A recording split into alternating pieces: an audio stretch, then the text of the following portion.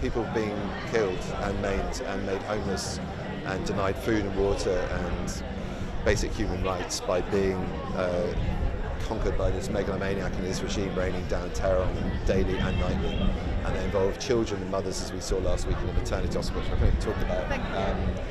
It's pretty obvious why I stand united, and it's not just, and it's people in our industry, but it's also the wider population, and also Russians who are trying to stand up to the regime who've had enough. It's a very scary and sad time, and although this is a gesture and people could say it's hollow, it's just something I can do tonight, but as we are all doing, trying to do more behind closed doors at other times to do with helping refugees gain access to this country, and also putting pressure on our politicians to continue that open corridor, putting pressure on, in every single way that we can, upon trying to cut Putin and his regime off.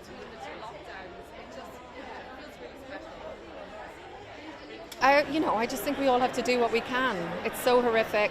One of my best friends is Ukrainian.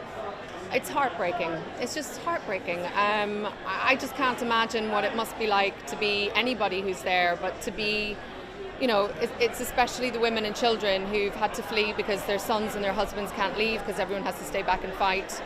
And I have a very good friend, he flew to the border and he started just driving people, but I'll post about it probably tomorrow actually, because he's working with a Polish foundation that are now they've worked with a lot of the mayors of the towns along the border, and they're doing a great thing, which is renting out motels, but also issuing them with social security numbers really quickly so they can start, just even if it's just in the time being, but building a life and getting support on a sort of, instead of just giving like money for today or tomorrow or a bed for the next week. It's sort of to help them establish some kind of normal life or some semblance of a normal life and give them hope. So yeah, I just think we all have to do what we can, and it would be amazing if the British government did more.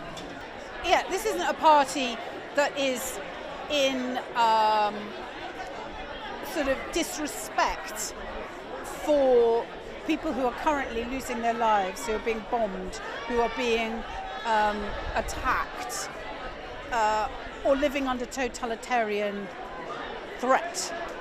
This isn't a kind of opposite to that, in my opinion, because what film allows you to do is stand in someone else's shoes for a while.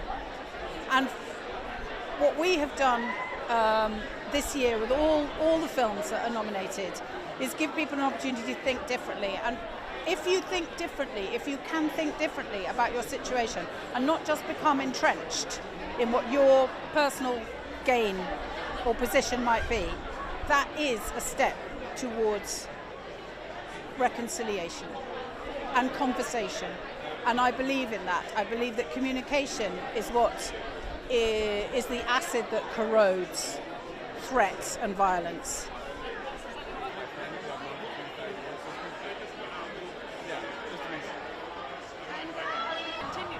Yeah, and also in Afghanistan, with everything going on in the world, like people tend to forget Afghanistan a little bit and then what's going on there, because their infrastructure has just collapsed and people are starving. So just kind of give some focus on these situations in the world where the world is burning. I think it's fantastic the way the Western world and Europe has really kind of opened their eyes to really the reality of what it is to be a refugee and how it can really happen to everyone off the back of the Ukraine crisis. We need to turn our attention to that crisis and help the people going through that terrible situation. But also I hope this is a moment of people opening their eyes and their hearts to the reality of refugee crises around the world, in Syria, in Afghanistan, just the world over really. And sadly, feels like there might be more and more of this. So now feels like a time, a reset, a moment to really hold hands around this issue.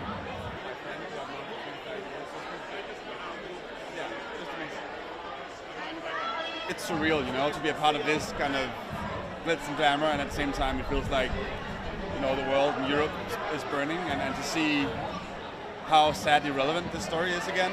But also it becomes very meaningful to have this kind of story out there and speaking up about, that these are human beings, in Afghanistan, in Ukraine, in Syria, in Myanmar, that these stories need to be told, and we need to tell them in a way where you see the full human being, and not just the headline and the refugee.